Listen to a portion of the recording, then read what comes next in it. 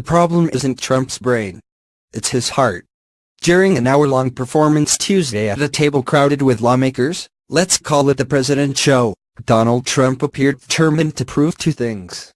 The first was obvious, after much speculation about his temperament, inspired by the dark portrait painted in the book Fire and Fury. He no doubt wanted to show himself to be an executive in command of the issues and fit to govern.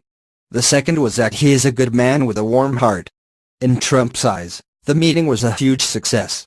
On Wednesday, he said at his first cabinet meeting of 2018, that the session a day earlier was a tremendous meeting and that it got great reviews. In truth, in the role of executive, Trump should get 3 out of 5 stars, because he spoke calmly and didn't insult anyone. However, he showed little understanding of the immigration issues he was supposed to discuss and seemed to abandon his own bargaining position. He even embraced the role of a figurehead who would do whatever Congress dictates, as he promised that, if this group and others from the Senate, from the House, comes back with an agreement, I'm signing it. Trump's turn in the role as good-hearted man was marked by lines like, "Truly, it should be a bill of love, and we can do that." He was referring to devising a plan that would protect from deportation 800,000 young immigrants who live under the Deferred Action for Childhood Arrivals (DACA) program. What he didn't say was that he personally set in motion the cruel policy that would begin their deportation in March, and that he campaigned for president by repeating anti-immigrant slurs that tapped into prejudice with dangerous results, as in the case of 2 brothers who attacked a Latino man in Boston, with one of them later telling police, "Donald Trump was right, all these illegals need to be deported." The word love, as voiced by Donald Trump, has a strange tone. It's like listening to a first-day student repeat after the instructor in a foreign language class. You recognize the words, but not the feeling behind them. He sounded similarly off-key last autumn when he talked about how he loved Puerto Rico when he visited after Hurricane Maria. In fact, he met few actual victims of the storm, and his administration's response to the island's needs lacked the energy, love shown for the people of Texas and Florida in similar circumstances. Similarly, a president who has said he loves all the people of our country has proven to be a most divisive figure, picking winners and losers in everything from tax policy, residents of Democratic-leaning blue states, to civil rights issues.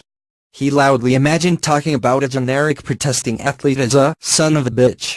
And, quite bizarrely, Trump followed up his many acid remarks about U.S. intelligence agencies by telling people at the Central Intelligence Agency, "I just wanted to really say that I love you, I respect you."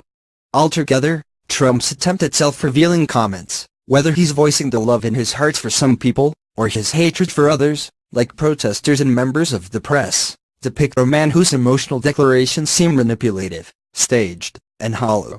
His most authentic expressions of feeling seem to come when he's angry or mocking. In those moments, it's easy to hear that he means what he says. However, when he tries to show warmth, he is far less convincing, and his motivations are transparent. When he visited the CIA at the start of his presidency, Trump was trying to repair the damage done as he denigrated intelligence agencies and faced the prospect of trying to carry out policy with a bureaucracy he had savaged. His expressions of concern for the DACA dreamers comes as much of America worries about the fate of these young people, and their deportation looms as a remarkable act of heartlessness. Besides a general desire to be seen as more humane, Trump hinted Tuesday at another reason why he would want to appear warmer and more congenial. This he revealed when asked about the potential presidential candidacy of media mogul Oprah Winfrey, who sparked talk of a run with a speech at the Golden Globes Awards ceremony. In that speech, Winfrey hit many of the themes Barack Obama struck when he burst on the national scene in 2004, and she inspired a viral #Oprah 2020 online movement. Trump came alive when asked about Oprah's potential, saying, "I know her very well. You know, I did one of her last shows. She had Donald Trump, this is before politics, her last week. And she had Donald Trump in my family. It was very nice. No, I like Oprah. I don't think she's going to run. I don't think she's going to run. I know her very well." What Trump knows about Oprah is that after decades of a 5-days-a-week national talk show and dozens of movie and TV roles that resonated with feeling, Oprah, one of the most famous women in the world, is known for her authenticity and warmth. No one has revealed his or her heart to greater effect, and, along the way, she has made emotional honesty possible for public figures.